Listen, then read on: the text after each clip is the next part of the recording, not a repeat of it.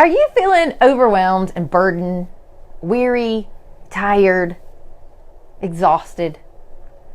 Are you sick of the routine, of just having to do it all, taking care of everybody else and making sure they get what they need, but your needs are going by the wayside?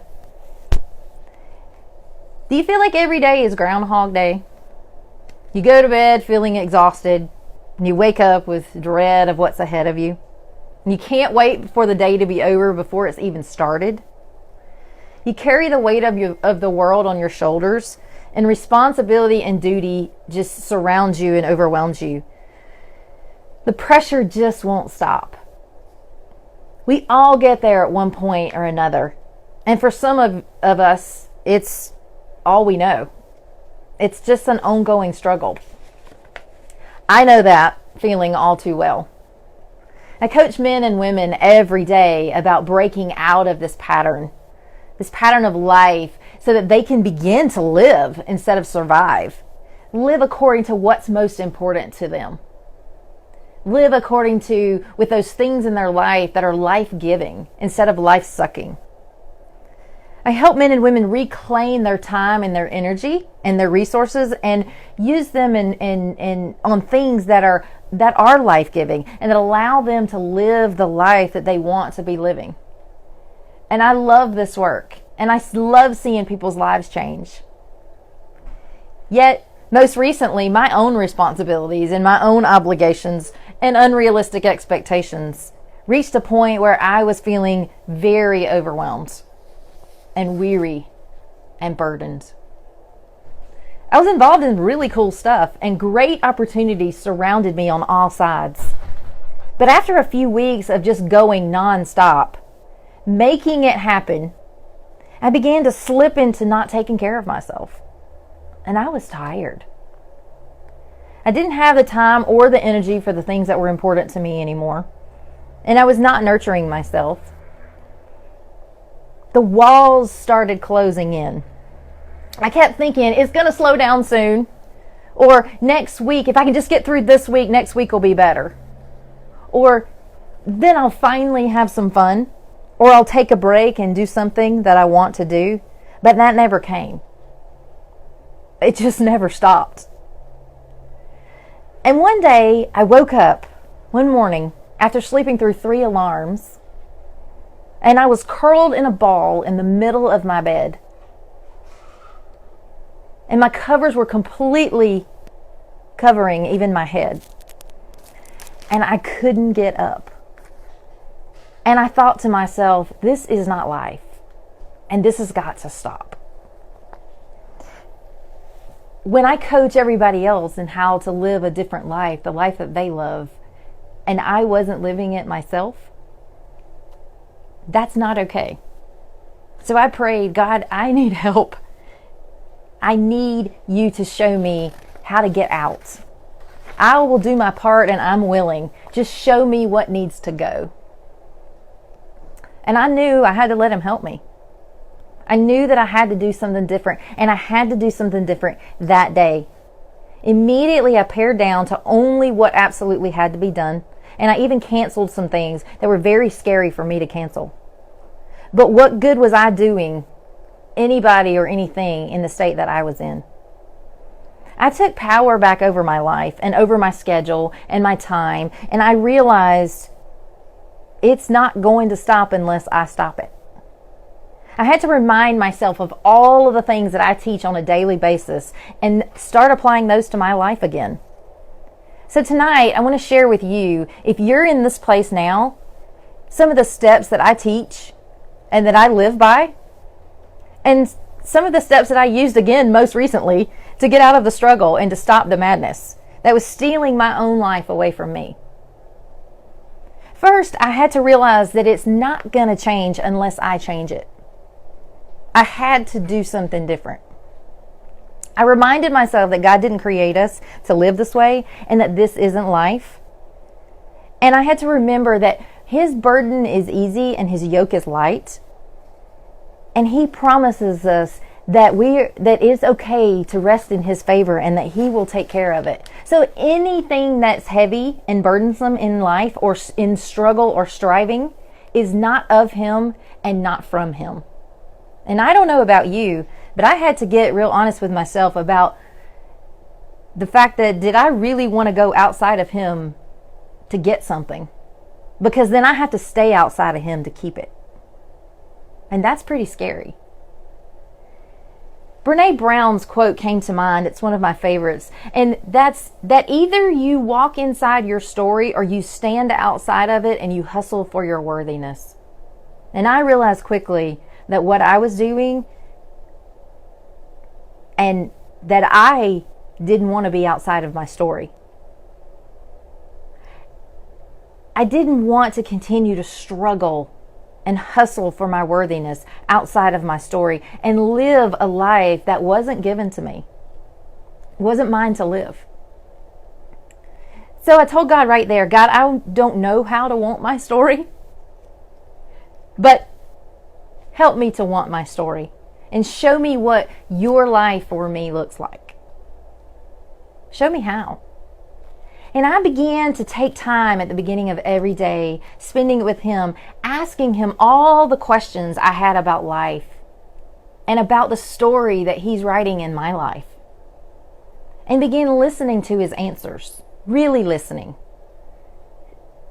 Staying connected with my heart and listening to His guiding spirit within me to show me what was from Him and where He was leading. I ask Him every day, God, where are you moving today? What are you into? What's your heart into today? Illuminate my path. And then if I notice that something feels heavy or burdensome, or if I feel resentment about it, it's obviously not from Him. It's counterintuitive, but He is light, and He is easy, and He is life-giving. And we create something very different for ourselves other than what He intended, because we don't know how to receive the good that He has for us. So yeah, I re-examined my true priorities, and I had to realign my life with them. I reminded myself that there are 24 hours in a day and that's it. And I began to make sure that my time, my energy, and my resources were spent lined up with what I said is most important to me. Or I had to take a look at what is really most important to me. At a deeper level, I began to look at where the pressure and the burden was coming from in my life. And I started asking myself and asking God questions like, what is weighing so heavy on me, and how does it serve me to continue carrying that? What do I need to let go of that's weighing me down and exhausting me? What am I holding on to that is not really for me? What can I give myself permission to stop doing that is no longer serving me? What can I do today to take care of me? What am I doing today that I enjoy? Or questions like, what am I running from? What do I not want to face? Or am I resisting something out of fear or doubt? Am I holding on too tightly to my picture and not allowing God's story for my life because I think I can write my story better? What am I battling with God about and I don't want to hear from Him about because I don't trust Him and I don't trust His goodness? I began to ask for new eyes to see and new ears to hear. And I asked for a clearer and a deeper understanding of who He is and His nature and how He is loving me in every moment of every day. I took time to reconnect to my heart and to my body, and I listened to what it had to say, and I listened to what it needed, and I began to honor it. I centered myself and I gained perspective. And I realized that world is not going to stop, and the sky's not going to fall, and the world is not over if all my plates that I'm trying to spin come crashing down. The worst thing that I can imagine is not really going to happen. And I began to speak this truth from Lysa TerKeurst's latest wisdom. And I've made this my daily truth statement. She says, God is good. And God is good to me. And God is good at being God. And so I've had to learn to believe that and let Him do that. Let Him be God. And believe that He is good and He is good to me. So like me, you may have the family that you've always wanted, or the life that you've always wanted, the life in your picture. Or you may be striving for your picture. Or maybe you're seeking it and desiring that career, the career of your dreams. Or maybe you're creating the business that you've always wanted and dreamed of.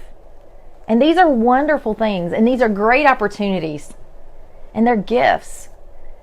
But oftentimes, like I realized recently, that our greatest dreams can quickly become our worst nightmares.